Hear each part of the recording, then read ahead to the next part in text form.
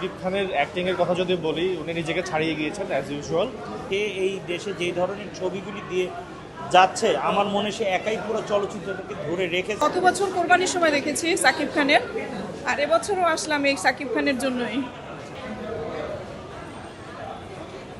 তো দেখলাম যে আজকে বন্ধের দিন আছে, এই সময় আছে, এই সময়টা কাজে লাগে। কোন কোন মুভি দেখছেন কিংবা ওর কোন কোন জিনিসগুলো সবথেকে বেশি ভালো লাগে?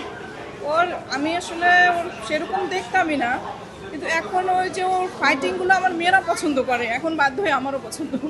অবশ্যই রকস্টার দেখেছি আমি, সেটা একটা ভিন্ন মাত্রার একটা রকস্টার, যেটা যারা তাদের যে জীবনযাত্রাটা যেরকমভাবে তাদের প্রেম ভালোবাসা বিরহটা জীবনটা ওইখানে সুন্দরভাবে ফুটেছে।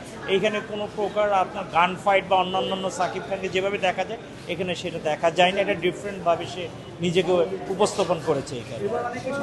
না না না না না সমালোচনা তো যে কেউই করতে পারে, সমালোচনা থাকবেই, কিন্তু কথাটা হলো যে সাকিব খান কিন্তু প্রতিটা ছবিতে কিন্তু নিজেকে কিন্তু কিন্তু ছাড়িয়ে যাচ্ছে। কিন্তু এখন আমাদের দেশের দর্শক আসলে কি দেখতে পছন্দ করে সেইটা অনেকখানি নির্ভর করে। তারা হয়তো অ্যাকশন সিন কমার্শিয়াল সেই জিনিস, কিন্তু এইটা যেই ধরনের ছবিটা হয়েছে, যেই স্টোরিটা হয়েছে, যেটার মধ্যে একটা আলাদা ফিল যেগুলি ছিল, সেটা হয়তো বা আমাদের অনেক দর্শক হয়তো সেটা বুঝতে পারেন। কিন্তু অথচ এই মুভিটাই যদি আজকে যদি বলিউড কিংবা হলিউডে কোনো একজন নাম করা যদি করতো, তাহলে এটা বলতো যে একটা অসাধারণ, এর উপরে হয়নি, সে তার কেরিয়ারের সেরাটা দিয়ে দিয়েছে। কিন্তু আসলে এটার পারসেপশন এইটা এইখানে আমার মনে হচ্ছে। তাই অনেকেই আসলে দেখা যাচ্ছে যে এইখানে যে ছবির রিয়েলিটিটা না বুঝে বলে দিচ্ছে যে এটা নেগেটিভ কমেন্ট দিয়ে দিচ্ছে, অনেকে ইউটিউব এরকম তারা সে দিচ্ছে। কিন্তু আসলে সাকিব খানের গত কয়েক বছর যাবৎ সে এই দেশে যেই ধরনের ছবিগুলি দিয়ে যাচ্ছে, আমার মনে সে একাই পুরো চলচ্চিত্রটাকে ধরে রেখেছে। এবং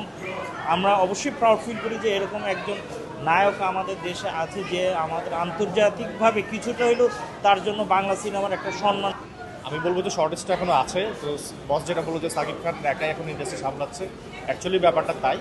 তবে আমি বলবো যারা এখন নেক্সট লাইনে যারা আছে, সিয়াম আহমেদ আছে, তারপর আরফান নিশো আছে, ওরা যাতে আরেকটু মানে ম্যাস সেন্ট্রিক সিনেমা যাতে করে, তাহলে দেখা যাবে যে ঘাটতিটা পূরণ হয়ে আসবে। আমি এটা ডিসাইডই করবো। উনি জঙ্গলি সিনেমাতে অনেক ভালো ছিল এবং রাক্ষসও উনি চেষ্টা করেছেন যতটুকু করার। আই থিঙ্ক উনি যেভাবে আগাচ্ছেন বা প্রোগ্রেস করছেন চালিয়ে গেলে উনি নিজেও একটা লেভেলে চলে যাবে। বাংলা সিনেমার জন্য কোনো পরামর্শ দিবেন আপনি? সিনেমার জন্য বলবো যে ডিফারেন্ট স্ক্রিপ্ট যাতে চুজ করে, মানে অ্যানিমেল বা আমরা বলিউড থেকে অনেক ইন্সপিরেশন নিয়ে ফেলেছি। তো বর্তমানে দেখা যাচ্ছে জিনিসগুলো কাজ করছে না। তো দেখা যাচ্ছে যে আপনি বেটার স্ক্রিপ্টে কাজ করেন, যেমন নতুন গল্প, নতুনত্ব আনেন, আপনি এক্সাম্পল হন, বাকিদের এক্সাম্পল না নিয়ে।